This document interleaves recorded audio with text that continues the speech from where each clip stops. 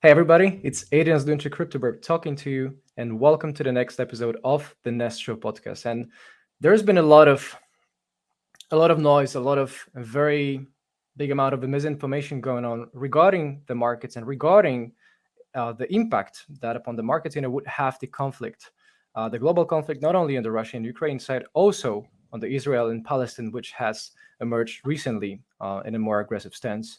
And today I'm joined by the world class legend, Jacek Bartosiak, PhD, Dr. Jacek Bartosiak. He's an excellent person that I've always looked up to in terms of the geopolitics, right? And how it all connects with the global macrofinance scene. And there has definitely been not a better time to discuss and sit down with such an expert, such a world-class expert. Jacek Bartosiak is the strategy and future CEO and founder. Strategic forecast is what he does for Western Pacific, Central and Eastern Europe, Eurasia, and space. And like I said, PhD, congratulations on the PhD. Books and lectures on geostrategy and warfare. There's been plenty of books that Jacek has released. And there's no better time to discuss this right now. Jacek, welcome to the show. How are you doing today? Yeah, thanks for having me in your show. I appreciate the invitation, and I hope we're gonna have a nice chat on all those important issues and in those epic times. That's right. Thank you so much for joining us. And uh, of course, you're very successful, right? You're very successful not only because of what you have done over the years in terms of shaping the strategy and the future in terms of the company, your whole beautiful team that you've managed to raise. Also, in terms of consulting for the military experts, for the governments as well. So, if you were to briefly introduce what strategy and future is and what you do, how the governments can actually just um, take the information from you in a more constructive way. Who is Jacek Oh, Bartosiak? okay. At Strategy and Future, we deal with strategy. Uh, Speaking in a more granular way, we advise the governments, the business, and the population because we write books and we have a lot of public discussions, public debates, public speeches and talks and lectures, where we are trying to shape the strategic culture of Poland and the intermarium nations here in Europe, located between the Black Sea and the Baltic Sea. And because we deal with strategy, so we need to deal with geopolitics and also military operations. So we deal with grand strategies of the countries, including the great powers like the United States and Russia or China. We deal with the disruptive technologies. We deal with operational concepts. So basically, what we do on a daily basis is to take a look at the scalable world war that was launched some time ago, and Eurasia is in turmoil. And the United States, as the offshore balancer of Eurasia, is also influencing this situation, and we are in the middle of it here in Warsaw, from where I speak to you. And basically, we are the team who dives deep into all those things related to what I have just said. Beautiful, So beautiful, we great forecast, rundown. we try to forecast future based on strategy. That makes sense. That makes sense, and I think, like I said, in the very introduction, there has not been probably a better time right now to sit down and have this conversation with such a great expert that you are. I admire what you do with the strategy in future, and so many more people should actually be aware and recognize what you do because that deserves the highest respect, right? The information that is in there can not only be beneficial to the regular people, to the regular citizens, right? To have the credible information that is so hard to get these days. It also targets the governments, right? And there are a lot of important points that governments should actually take into consideration. So my first question, right? I'm actually a noob. I'm actually a very, beginner person in terms of the geopolitics. I know some stuff, however, I feel is just a very tiny beginning. So why should anyone at all care about the geopolitics in the first place? Mhm. Okay, since I'm talking to you, and you deal with macroeconomy, so let me and finance. So let me just say, in a provocative way, but it's obvious to me and my team that geopolitics is the mother of macroeconomy and a domineering one. So a mother who is very rigid and sometimes changes its attitude, and macroeconomy has to follow the parent. So basically, this is critically important to understand. And if you deal with the stock exchange, with finance, world finance, currencies, you need to understand the basic rules, basic principles of world geopolitics. Otherwise, you're screwed or doomed, depending how you look at it. That's pretty much right. I've been wondering, right? Because that's of course a very good short answer. I've been wondering because there's geopolitics is a combination of, well, to the best of my understanding, of geography and the politics, right? So the politics in the regards to the geological kind of like, geographical, I should say, location of the country. So you very often mention in your interviews the word balance or the lack of balance, right? So why is the balance important? Mhm. Because it's gravity of human existence. So Mm. and people interact with each other, and that creates a political domain. Everything is political in that sense. And to understand the structural principles that drive those interactions, you need to understand the concept of balance of power. And it is derived not only from geography, but geography is a critical, important element of it. But it derives also from culture, from governments, so how they are operating, whether the military is good, whether the currency is exchangeable, and so on and so forth. So there are many, many complex elements of power that translate into the balance of power and how it is perceived. And it's the balance of power that creates the political events, so to speak, and that also tend to trigger the macroeconomic events or decisions. I see. So is that actual balance issue the reason why there was the escalation of the conflict in Russia and Ukraine? Yeah, exactly. So, the 30 years after the collapse of the Soviet Union had been the period of the American Oceanic Empire, where the United States imposed Ten Commandments of Bretton Woods, and all the rules of the road, as the Americans like to say, that commanded how the strategic flows of the world are being regulated, meaning the trade, exchange of movement of capital, people, data, knowledge, cargo, goods, and so on and so on. And the Americans decided the rules of otherwise you call it the globalization. And it seemed that it's free because the Americans were underpinning it with its Mhm. geopolitical posture. So forward the presence of the U.S. military, a main planetary force of planet Earth, located almost everywhere. The closer to the world ocean, the better for the U.S. Yeah, and the dollar, the system, U.S. dollar system, Bretton Woods and Bretton Woods Plus after Nixon, Mhm. re, moving away from the gold standard, and Mhm. the U.S. dominance in the world institutions. So the United States decided how strategic flows operate, and this was not after the demise of the Soviet Union. This had not been challenged. So Mhm. all countries, even great powers, accepted this rule, Mhm. accepted the reign of the United States, the primacy of the United States. But over the last few years, the moment came where China and Russia and other minor powers, but mostly China and Russia, decided not to follow the rules of the game. And now there is a major row argument: who is in charge of imposing the rules of the game? And that's why we have many events, many phenomena in geopolitical spectrum.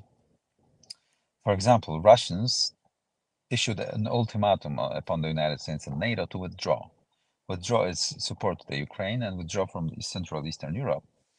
And that would trigger the demise of the United States as a European power. And that would change the balance of power in the European peninsula with all consequences that would follow, like macroeconomic decisions, energy purchases, and so on and so forth, Mhm. and even M&As, merger and acquisitions in Poland and elsewhere on the NATO eastern flank, if the Russians got their way. But they didn't, because the Americans said no, and the Ukrainians won the Battle of Kiev. So Mhm. now the iron dice was cast, and there was war. So that's it. That's right. The war, because the Russians perceive that the Americans are not strong anymore in this part of the world, and they will be imposing the rules of the world. And if both parties in geopolitics don't agree, so finally, as Chancellor Bismarck in the 19th century, the German Bismarck used to say, the iron dice was cast to make a verdict.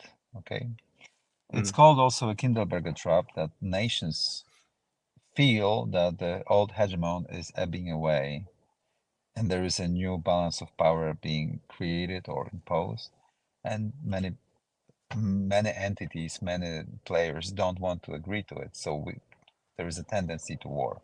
I don't know.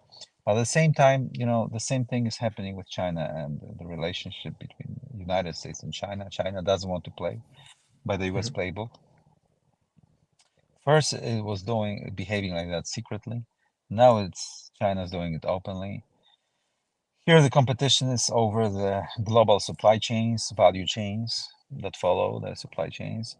So whether China's gonna be a main money maker, and if so, whether China will be a gravitational center of the trading system in Asia and elsewhere, with its technology, with its fourth technological revolution, industrial revolution, and then the other players follow and move away from the United States. And this is the epicenter of the struggle now. That's why we have been already for some time, over the last few years since Donald Trump was the president of the United States, Mhm. we have been in the scalable world war, who's imposing technology war for sure, a bit of trade war, propaganda war, kinetic war in Ukraine. Well, we'll see whether there will be a spillover effect of what's going on in Israel and Gaza now to the broader Middle East with the U.S. Participation. We will see. And first and foremost, the most important event might occur in the Western Pacific, in the Taiwan Strait or South China Sea, maybe next year. I would watch out for that and be very careful and alert. Mhm. Yeah, that's a very very good rundown. Uh, I've been wondering, right? Because you've mentioned definitely the supply chain issues, right? How the whole kind of like, let's call it, the global world order just shifts or is in the process of shifting, right? Which directly impacts the economy. So do you kind of like see some specific trend in those terms that the Chinese economy is taking over? We know they've been dealing with real estate issues, right, with the Evergrande and so on. So are Chinese people winning that case in terms of the economy? I mean, if nothing changes, if there is no major disruption like war in Asia, war in the Western Pacific, or a major demise of the Chinese economy, followed by the social breakdown of social contract and the removal of the Communist Party, that China is going to prevail, Hmm. because the structural forces that are behind the United States and China are in favor of China in terms of productivity and the education system. The Americans that will be listening to us, and Louis Gaff, I think, said it already a few times in Modern Economics and elsewhere. Uh, he mentioned that the Americans tend to think about themselves as that they have the best universities, they have a few great things, the best military, they have a lot of upper hands, including like those, and they have great things. But foreigners think only of one thing when they think about the United States. What is their main advantage? Its main advantage is the U.S. dollar and the role it plays in the global exchange, as a mechanism of trust, how strategic flows are being negotiated, on what terms they move, and who makes money and how much. And in this mechanism of trust, created at Bretton Woods by the winning United States after the second, or at the end, towards the end of the Second World War, has been with us since then. And this is the main focus point of competition, and the main source of the United States power in the world. But as everything in life, something that is makes you strong in a way makes you weak, because to keep the US dollar, as in the main show in the global exchange, the United States had to adopt this posture of lesser productive. I mean, it became less productive just to keep on going. Overconfident. Overconfident, and the U.S. economy became less productive because of that. It's a natural process if you issue the reserve currency of the world. And once China took over, once China launched its great achievement of major leap forward in terms of progress of economy, it turned out that might be China that's the largest market. It has this gravitational pull, and that may create this sort of moving away from the US dollar system, but it's a long way to go, because it has been true for a while that investors in the world treat the United States as a safe haven. So in times of crisis or war, they move their assets to the United States, because at the end of the day, there's an independent judicial system there. There are assets to buy, and the United States has tended to win wars, because winning wars is all about credibility. If you win war, and if you borrow to wage this war, you tend to repay the creditors for that. But if you lose, you're ransacked and your capital is completely raided, then usually you're broke and bankrupt, and you don't repay your loans. So the United States traditionally was winning wars in Eurasia, and traditionally had a magnificent judicial independent system that ensured that my money was safe, or at least I hoped for that. But the problem right now is that the United States is having such a deficit, is such a debt, and and it has to issue so many 10-year treasuries bond to cover the spending, that I don't know how long it's going to be affordable. And its credibility is hinged upon strictly on the military. So as a guarantor of Taiwan, as a main player in Europe, as a main player of the petrodollar system, so free flows of oil to the global demands from Saudi Arabia and the Persian Gulf. If the United States Navy and the rest of the military cannot provide for this role, or it is being undermined, or they lose the war in the Strait of Taiwan, they lose this credibility, and then suddenly may be broke. It's a very delicate system created over years. That's why America has to remain forward present. If they withdraw across the oceans back to the CONUS, which is continental United States, I think they will need to go on a diet and lose some weight, and geopolitical weight, yeah, and that's the adjustment. UK, Great Britain had to go through this period as well in the 50s and 60s after the Suez moment, when they had to adjust their ambitions to the reality economy. And that was, again, triggered by the geopolitical events.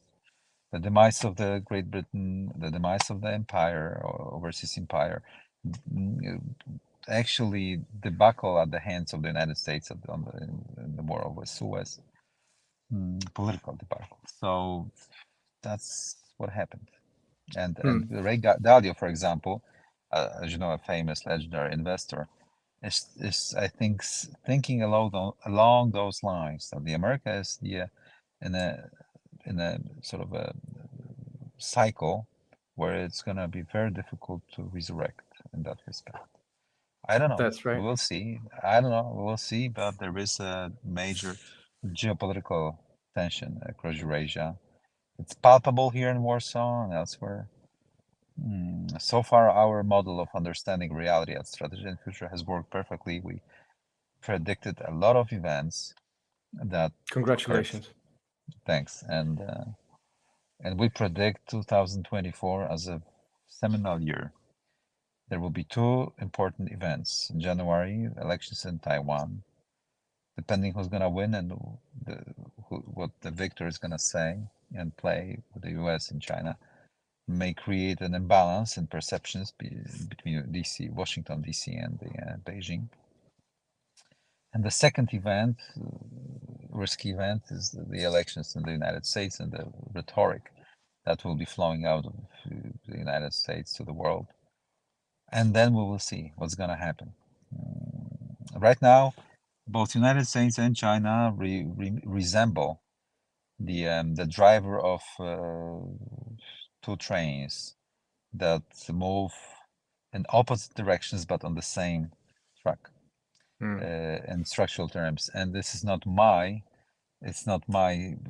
picture of what's going on. I borrow it from Mackinder, who wrote like that 100 years ago when he was describing the tension between Germany and Great Britain. Wow. That prior to the First World War revolved around the same issue. Okay, who's gonna work for whom and on what margin, on what yields. And basically that's the same thing here.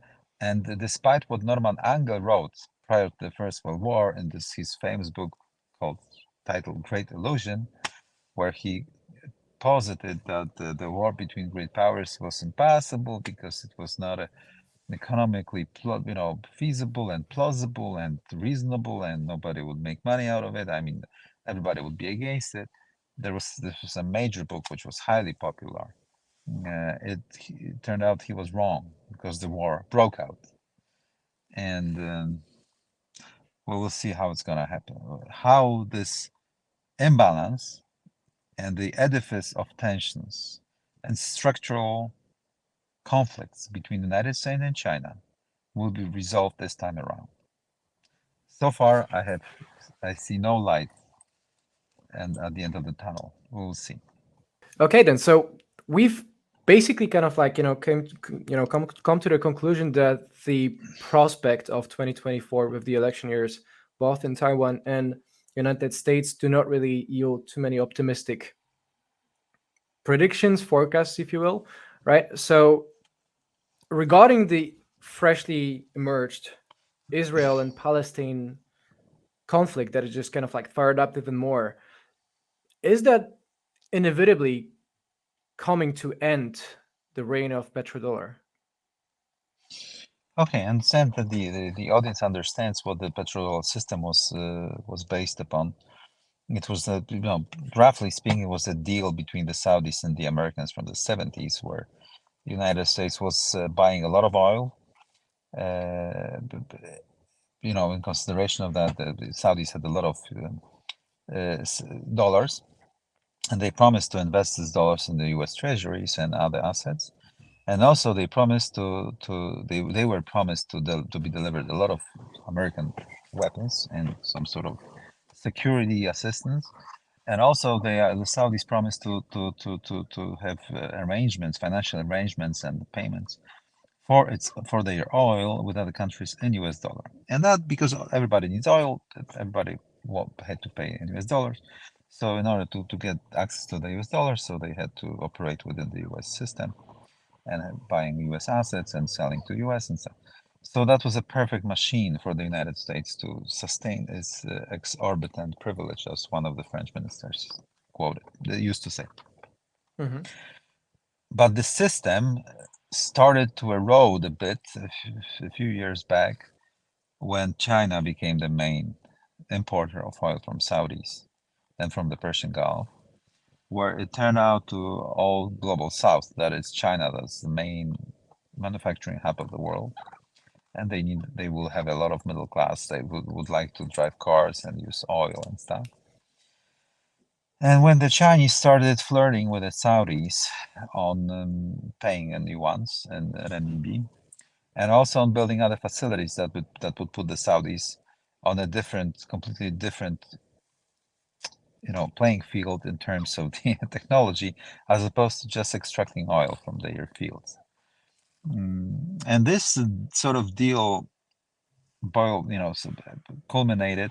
This sort of the interactions with the Chinese culminated in this three-party deal between Iran, former enemy of Saudis,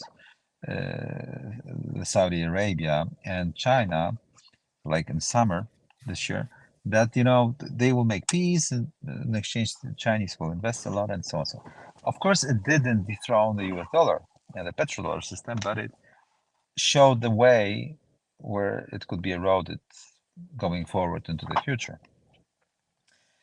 And the United States, of course, got scared because that's a major thing.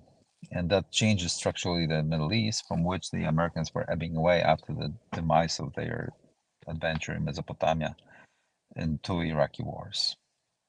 Mm-hmm. So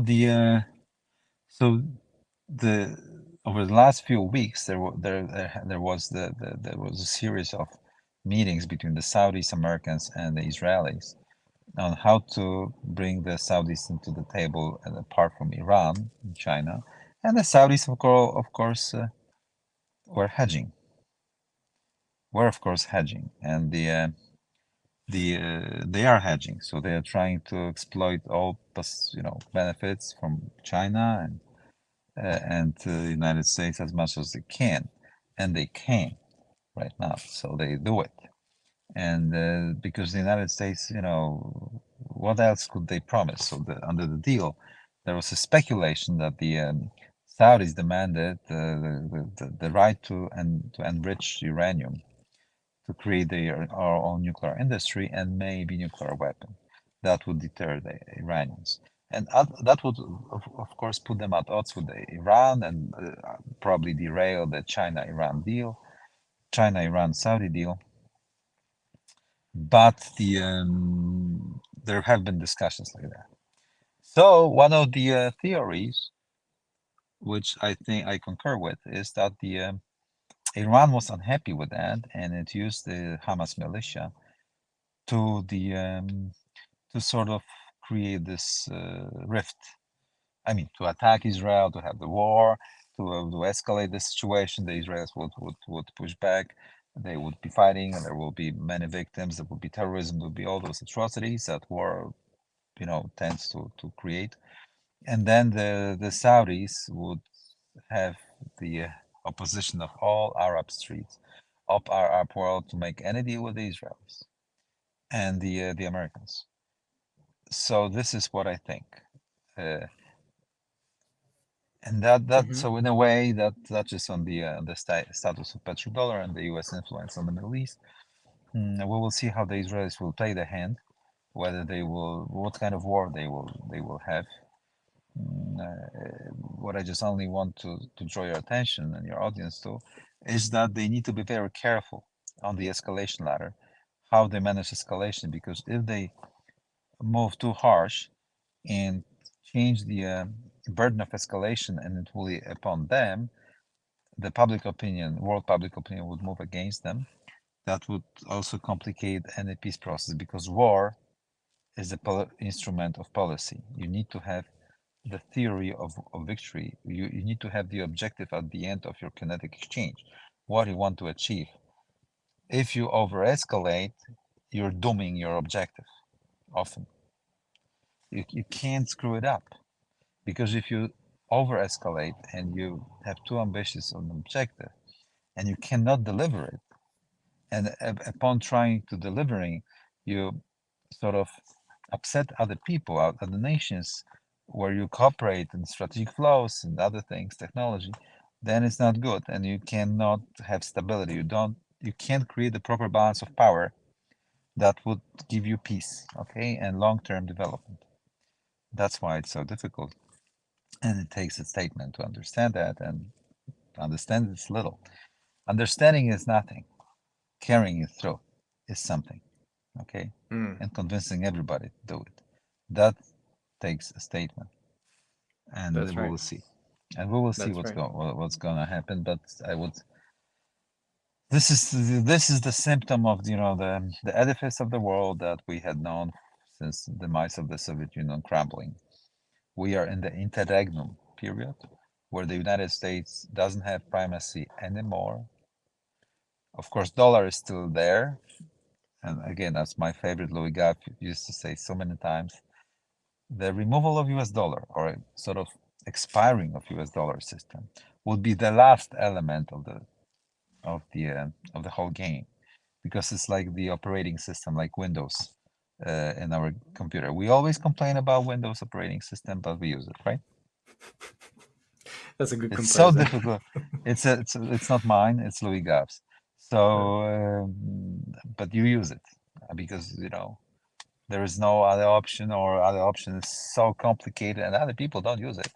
So how to, because all about this US dollar is trust. You're one country, True. I'm another one. How do you trust me that in long-term contract situation, I do not inflate my money? Okay, so that's why you have the US dollar system, and this is the trust. True. External hegemon is giving you this trust, and of course it's US aircraft carrier fleet that is underpinning this trust. Is so the fiat money that is now the reserve currency is all based upon the geopolitical stature of the United States. Okay, and this is how the planet Earth is operating now, and it is being it is being questioned. So welcome to epic times. That's right. And again, it just kind of like uncertains me even more, right? That we are to witness some bigger shifts probably in the coming years. Not only what we've seen so far, right? There's been, of course, a lot of escalation. However, there's the ladder, right? Like you said, there's the ladder. This is gradual, right? And it's so easy to override the goals this way for many countries. And we know that some of the countries are very much driven by the greed at times, right? For the by the this craving of victory at times, even if it's you know impossible to achieve at times, right? Which may or may not be the situation for what's happening with the Russians leader, with the Russia leader Vladimir Putin, right?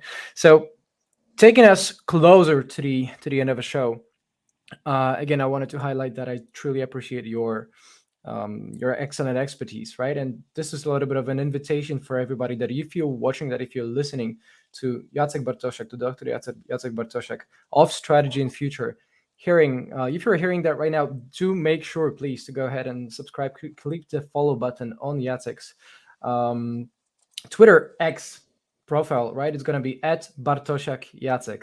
At Bartosiak Jacek. We're going to put all the details in the description to this video, as well as in the description for the Twitter posts. And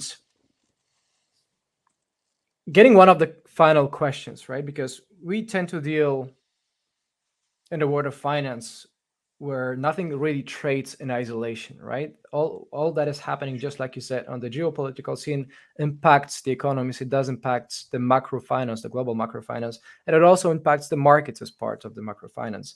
So us dealing with cryptocurrencies, for instance, more, the cryptocurrencies have been a little bit of a side byproduct, it seems, that many countries would use to transfer the amount of wealth over the countries in uncertain times, right? It happened with the Russian conflict, with Ukrainians trying to escape Ukraine and transferring the wealth. So from your expertise, Jacek, what's the impact of cryptocurrencies potentially that you know of in those conflicts? Let me just stress that I'm not an expert in cryptocurrencies or financial manipulations in the banking system, but all those new ideas how to bypass the banking system and create the money, or the ledger, because actually it's a note in a ledger. I mean, the money is a note in a ledger. Is how to create the trust so that if I pay you, it goes now to you and you have it now, and I can't spend the same money 3 times. Then we would not need banks. Okay, it's all about that, and the banks have great power.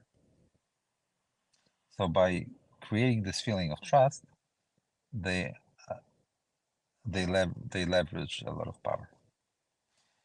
So it's against the power of the banks and the banking system and the financial capitalism, and using of course, the social philosophy. It's against the financial capitalism. and it probably enhances the production capitalism, where the financial intermediaries are not that important. Okay, it's important. The product is important.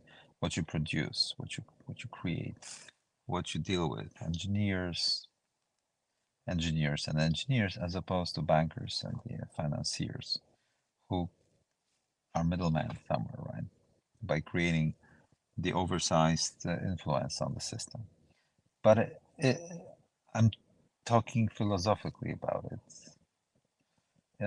For sure, the Chinese are thinking how to create a system where you wouldn't need to have all those settlements between banks, right? The other guys are thinking, probably you are thinking. But again, I don't feel like an expert. But the residual power will move, so there are opposing forces. There are, of course, arguments in favor of staying as it has been. The stability, the banks are too big to fall, and so on. You've heard all this. But I think that one of the elements of the big game between US and China will be the undermining the US banking system that is basically is the world creates the world architecture of settlements. So the Chinese will need to move against this system if they really want to have a gravitational pull on the regional or global trading system by themselves because the Chinese, in order to prevail, will need to turn out immune to the United States sanction regime in technology, finance, investment, trade. And in order to do so, they would need to create a system where they are resilient against the blockades and frictions on finance. That's Okay. right. That's right. I hope I've That's a been very clear enough. Clear enough. that's a good answer. That's a very good answer. Uh, so one final tip, right? We have discussed on our show that our VIP guests have the chance to speak their final golden tip, the final main takeaway that they would like to leave our viewers and listeners with. What would that be from you, Jacek? Look for the AI. Who's gonna master the AI application, but not to our, sightseeing or travels, but to manufacturing and production. And who will be the first mover in industrial applications of AI? Will be a master of the fourth industrial revolution and will exponentially grow in power. It concerns both countries, whether it's going to be US or China in this race, or corporations or companies. I think AI will change the world and will usher in a fourth industrial revolution that will create new value chains, and there will be winners and losers, big big time. Is that when we are entering the matrix? Yeah, we've always been in Matrix. Yeah, That's right. That's right. That's right. That there's a big proponent, of course, of these theses. Also, Elon Musk, right, who is also partially engaged in a way in all those conflicts and what's going on in the world. Still, and regardless, I do appreciate your time and generosity of wealth and expertise. Jacek Bartosiak has been our guest for today's Nestro podcast. Again, the CEO and the founder of Strategy and Future, dealing, as you clearly have seen, with a lot of strategic forecasts for all around the world, PhD stamped, right? And there are a lot of books and lectures, and there's been one latest book, I think, that you released also with other great analysts, historical analysts in Poland, Piotr Zychowicz. Is there any copy that is available online for the people from all over the seas? of course. You can purchase it online, yes. Excellent. And that's going to be at strategyandfuture.org. Is that correct? Yeah, exactly. Very well. Again, please do make sure to follow Jacek Bartosiak at Bartosiak Jacek. We're going to make sure to hit all the links in the description. Jacek, it's been a pleasure talking to you and taking your brain for the last 40 minutes. Thank you so much for coming over to the show. Yeah, likewise. Thanks. I appreciate your time and your invitation. It has been pleasure. Thank you so much. Let's roll on to the next one.